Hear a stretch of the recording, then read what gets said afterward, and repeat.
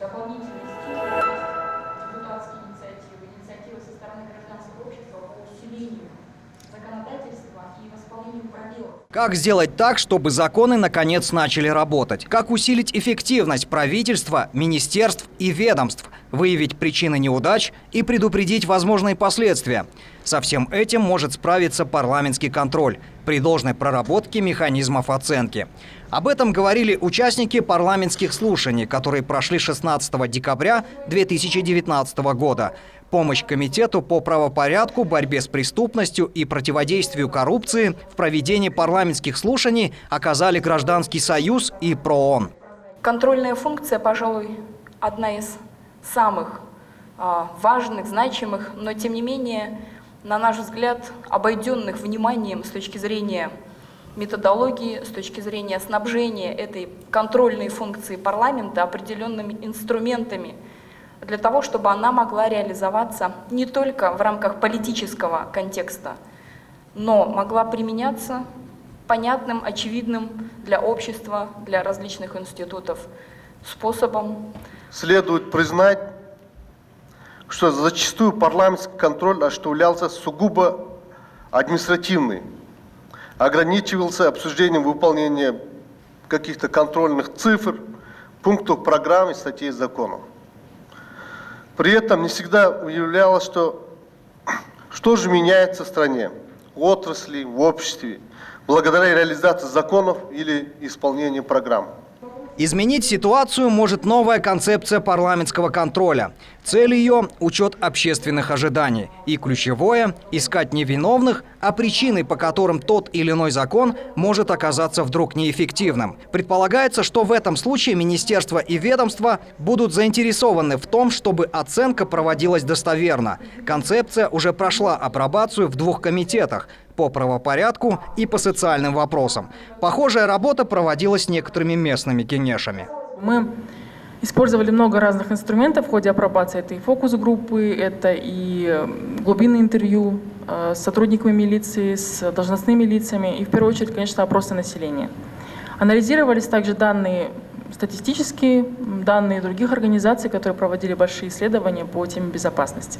Ранее Комитет по правопорядку, борьбе с преступностью и противодействию коррупции образовал рабочую группу. Она провела оценку того, как реализуются отдельные нормы закона об охране и защите от семейного насилия и закон о профилактике правонарушений. В итоге Комитет по правопорядку поручил закон пересмотреть и разработать концепцию государственной политики для профилактики правонарушений. В этой работе помощь оказал Гражданский союз за реформы и результат. Конечно, все преступления и правонарушения невозможно предупредить на 100%, но если мы даже на 10% сможем предупредить, то мы сможем сэкономить огромные средства бюджетные.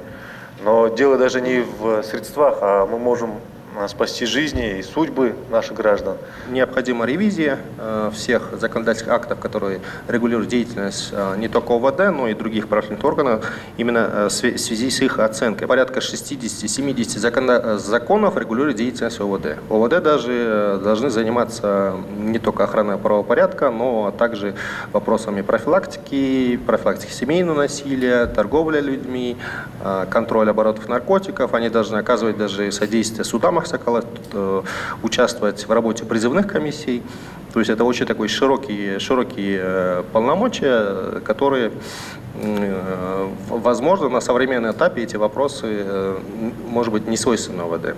Результатом оценки стало понимание необходимости пересмотра законодательства по профилактике правонарушений. Оно устарело. С этим согласился Комитет по правопорядку, который поручил правительству и МВД разработать новый проект закона. Гражданский союз предложил свой вариант проекта закона об основах профилактики правонарушений, а Министерство внутренних дел Кыргызской республики разработало свой вариант проекта закона о профилактике правонарушений. И вот в ходе диалога мы пришли к консенсусу о том, что мы будем синтезировать эти 2 закона. И мы взяли из проекта, предложенного Гражданским союзом, и проекта, предложенного МВД, все самое хорошее, необходимое. Комплексный анализ исполнения законов также лег в основу разработки большой типовой методологии оценки законов и государственных программ. 20 ноября 2019 года Джогорку Кенеш принял постановление. На первом этапе мы определили в рамках рабочей группы техническое задание, то есть определили те вопросы, которые необходимо изучить для того, чтобы понять, насколько законы, оцениваемые законы работают и дают ли они пользу для выгодополучателей. Мы отошли в этом техническом задании от вопросов процесса. Конечно, процесс очень важен, но гораздо важнее результат, эффект, насколько люди получают пользу от реализации этих законов и различные уязвимые группы населения. Начиная с этого года к оценке существующих законов приступят и другие парламентские комитеты. Между тем, Комитет по правопорядку внедряет механизмы оценки отчета премьер-министра в части обеспечения правопорядка и общественной безопасности. Все эти направления призваны мотивировать государственный аппарат на достижение качественных изменений в жизни людей, ориентировать на результаты. Совместно